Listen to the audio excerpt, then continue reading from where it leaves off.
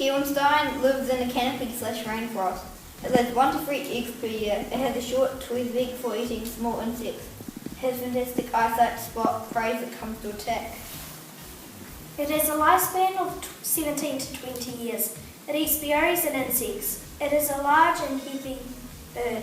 His name is Kiwinstine. Kiwinstine is a rare bird. Its wingspan is 70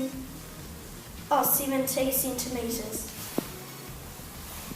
Kiwinstine has different colours. Kiwinstine's enemies are eagles, crows and magpies. It nests on high trees.